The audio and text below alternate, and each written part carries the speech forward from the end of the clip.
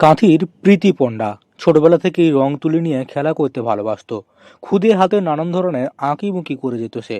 কিন্তু কে জানতো এই রং তুলিই বদলে দেবে তার ভবিষ্যৎ। আজ তার তৈরি হাতের কাজ বাংলা ছাড়িয়ে বিক্রি হচ্ছে পশ্চিম ভারতের নানান রাজ্যে। কাঁথির প্রভাত কুমার কলেজে দ্বিতীয় বর্ষের পড়ুয়া সে, বাংলা অনার্সের ছাত্রী।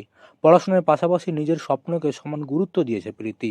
ছোট থেকেই ছবি আঁকার প্রতি তার আলাদা টান ছিল। স্কুলের খাতায়, শেষের পাতায়, বাড়ির দেওয়ালে, পুরোনো কাগজে সবখানেই ফুটে উঠত তার কল্পনা। পরিবারও তার এই আগ্রহকে উৎসাহ দিয়েছে। ধীরে ধীরে সোহাগই পরিণত হয়েছে দক্ষতায়। এখন রং তুলেই তার পরিচয়। ছোটবেলা থেকে কাগজ পেন্সিলে কাটাকুটি করতে করতেই আমার আঁকাআঁকি যাত্রা শুরু হয়। সব ধরনের আঁকাআঁকির মধ্যে কলকা আমার খুব প্রিয় হয়ে ওঠে। তারপর থেকেই শুরু করি কলকা নিয়ে কাজ করা। প্রথমে আমি আমার কাজটি শুরু করেছিলাম আমার কিছু সঞ্চিত পুঁজি থেকে, কিন্তু বর্তমানে আমি যতটা ইনকাম করেছি তার থেকে 1000 গুণ বেশি ভালোবাসা পেয়েছি। বেসিক্যালি আমি কলকা বেসড কাজগুলো করে থাকি, যেমন হ্যান্ড প্রিন্টেড শাড়ি, পাঞ্জাবি, কুর্তি, বিভিন্ন ড্রেসেস তৈরি, এছাড়াও রেজিন ওয়ার্ক, বিয়ের সামগ্রী, এছাড়াও হ্যান্ডমেড যে কোনো ধরনের জুয়েলারি আমি তৈরি করে থাকি। নানান ধরনের ডিজাইন করে চলেছে সে। আর এই রং তুলিই তাকে এনে দিয়েছে খ্যাতি।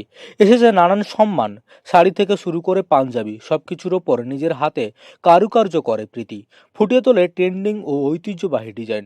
ফুল, পাখি, আলপনা, পৌরাণিক চরিত্র সবই থাকে তার কাজে। তার কাজের সমস্ত ভিডিও এবং ছবি সে নিয়মিত সোশ্যাল মিডিয়ায় আপলোড করত। সেখান থেকেই বাড়তে থাকে পরিচিতি। রং তুলির নিখুঁত কারুকার্য দেখে তার কাছে অর্ডার আসতে শুরু করে। প্রথমে স্থানীয়ভাবে, পরে জেলার বাইরে। এখন বাংলা ছাড়িয়ে পশ্চিম ভারতের নানান রাজ্য থেকেও অর্ডার আসে।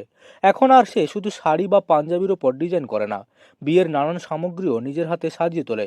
বিয়ের তত্ত্বের থালা, গিফট বক্স, নাম ফলক সবেতেই থাকে তার শিল্পের ছোঁয়া। এগুলিরও ভালো চাহিদা রয়েছে বাজারে। এছাড়াও রেজিন দিয়ে তৈরি করেছে নানান ধরনের জিনিস। রেজিনের jewellery, name plate, memory frame, key chain, প্রতিটি জিনিসেই থাকে শুকনো কাজ। নিত্যদিন তার কাছে অর্ডার জমা পড়ছে। উৎসবের সময় কাজের চাপ আরও বাড়ে, তবুও হাসি মুখেই সবটা সামলে নেয় প্রীতি। কলেজ শেষে বিকাল থেকে সন্ধ্যা পর্যন্ত তার কাজের সময়। পড়াশোনা ও কাজ দুটোই সমানভাবে চালিয়ে যাচ্ছে সে। প্রতিবেশীরাও তার নতুন নতুন ডিজাইন দেখে মুগ্ধ হন। অনেকেই তার কাছে শিখতে চান।